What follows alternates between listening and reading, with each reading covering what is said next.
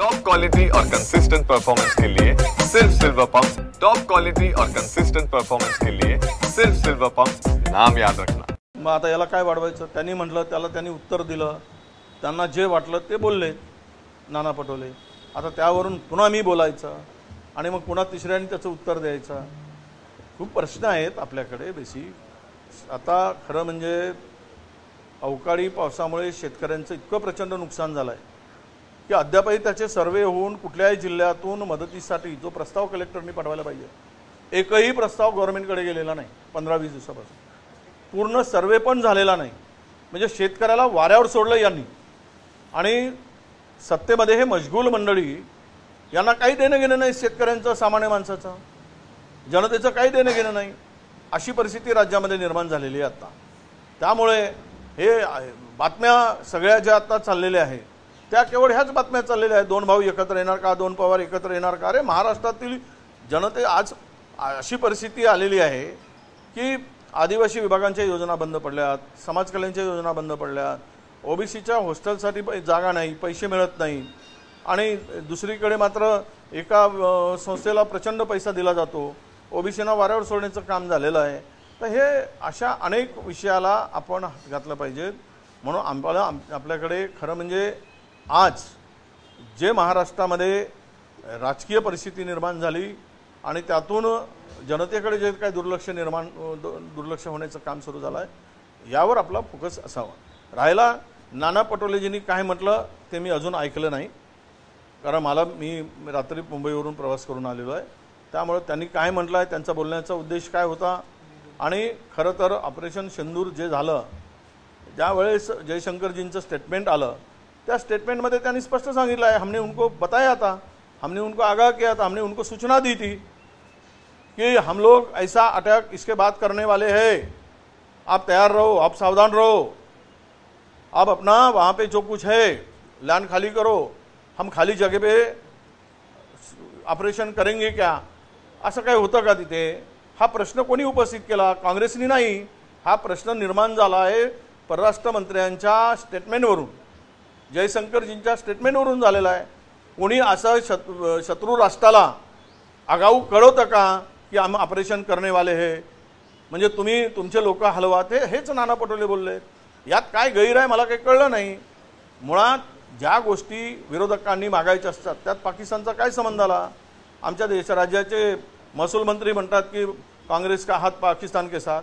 अरे ज्या स्वातंत्र्य लढ्यामध्ये इंग्रजांच्या सोबत जी विचाराची मंडळी होती ते आम्हाला पाकिस्तानचा हात म्हणून सांगतात, ज्यांचा काही संबंध नाही। कोणी आता अनेक उदाहरणं आहेत, बिर्याणी खायला कोणी गेले पहिल्यांदा न सांगता, कोणी बोलवण्याच्या बरोबर गेले, हे अनेक विषय होतील। त्यामुळे देश हा महत्त्वाचा आहे, राष्ट्र महत्त्वाचा आहे, आणि राष्ट्राच्या संदर्भात विरोधी पक्षांनी सत्ताधाऱ्याकडे प्रश्न उपस्थित करणं, मांडणं आणि त्यांना त्याचं उत्तर मागणं हे लोकशाही परंपरेतला भाग आहे। आणि म्हणून आम्ही मागतोय की सरकारने खुलासा करावा। कारण राहुलजींनी काय बोललेत की खुलासा केला पाहिजे, सांगितलं पाहिजे। जवाहरलाल नेहरूजींनी ज्यावेळेस 1962च्या याच्यानंतर पाकिस्तान आपला चायना वार झाला, त्यावेळेस नेहरूजींनी स्वतः पार्लमेंटमध्ये दररोज काय परिस्थिती होत आहे, कोण काय सीमेवरची परिस्थिती काय आहे, कोणाचं किती नुकसान झालं आहे हे अपडेट देत होते। मग सत्ताधाऱ्यांनी काय असं हे केलंय की लपवाछपी करायचं कारण आहे।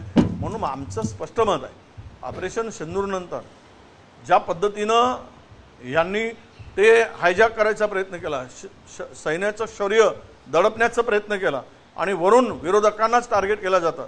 अजूनही 4 अतिरेकी का सापडले जात नाहीत? अजूनही त्या पुलवामामधले हे आणणारे आरडीएक्स आणणारे का सापडले जात नाहीत? कोण आणलेत हे विचारलं की पाकिस्तान बरोबर आहात।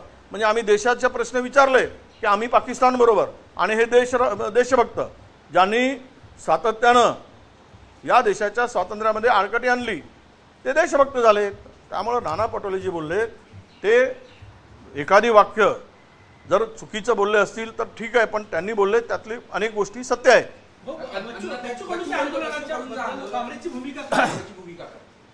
नाही, काँग्रेसची भूमिका आम्ही सातत्यानं मागणी करतो। आज आम्ही तर गडचिरोलीत सुद्धा तोच मोर्चा करतो।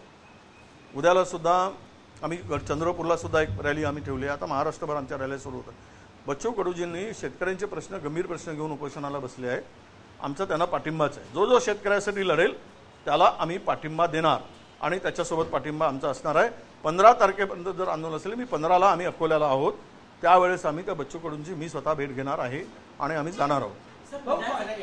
काँग्रेसचं आज राज्यभर आंदोलन आहे, गडचिरोलीतही तुमच्या प्रदेशाध्यक्षांच्या नेतृत्वात आंदोलन आहे, कशासाठी आंदोलन आहे काय मागणी? नाही, आता हे आंदोलन अनेक प्रश्न घेऊन आंदोलन आहे, की केवळ एक प्रश्न घेऊन नाही.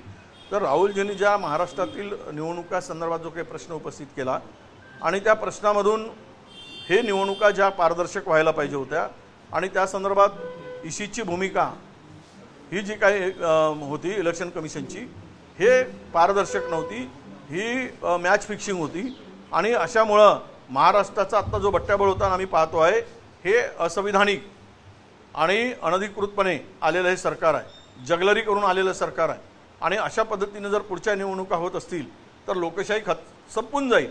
म्हणून लोकशाही वाचवा हो हा आमचा टाहू आहे. जर फेअर निवडणुका होत नसणार तर या देशातील डेमोक्रेसी शिल्लक राहणार नाही, या देशातील लोकशाही शिल्लक राहणार नाही. आणि म्हणूनच आज आम्ही मोर्चे काढून लक्ष वेधू इच्छितो की ह्या ज्या काही साहित्य संस्था आहेत, तुम्ही तरी किमान इमानदारीनं वागा हा देश वाचवण्यासाठी, ही आमची मागणी आहे. राष्ट्रपतींना पत्र लिहून म्हटलंय की महाराष्ट्रातल्या विधानसभा निवडणुकीमध्ये गोंधळ झाला, उच्चस्तरीय चौकशी झाली पाहिजे. नाना पटोलेंनी मागणी केली. नाही, हे बघा, त्यांनी मागणी केली, आम्ही मागणी करतो. विषय असा आहे की या संदर्भातली चौकशी व्हावी म्हणूनच तर राहुल गांधी बोलतायत ना. या निवडणुका पारदर्शक झाली नाहीत म्हणूनच आमचे नेते राहुलजी सातत्यानं म्हणतायत. त्यांनाच दोषी ठरवण्याचं काम झालं. जे काही उत्तर दिलं गेलं त्या उत्तरामध्ये काही दम नव्हता. जे मुख्यमंत्र्यांनी उत्तर दिलं त्यामध्ये काय विषय होता, ज्या प्रश्नाचं उत्तर आम्हाला इलेक्शन कमिशनरकडून आवश्यक होतं, ईसीकडून आवश्यक होतं, ते उत्तर राज्यातील लोक देत आहेत. आणि आम्ही तुम्हाला प्रश्नच केला नाही. आम्ही प्रश्न कोणाला केला? आम्ही प्रश्न भारताच्या निवडणूक आयोगाला केलेला आहे आणि त्यांनी याचं उत्तर दिलं पाहिजे.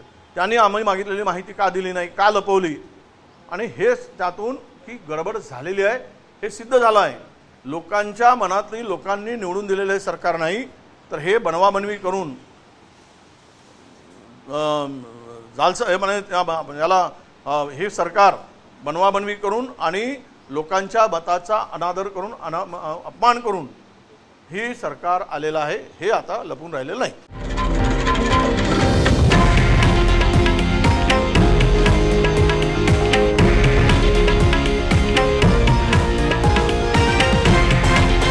हे आहे देशातील नंबर 1 न्यूज नेटवर्क आणि आपण पाहत आहात TV9 मराठी, एकमेव.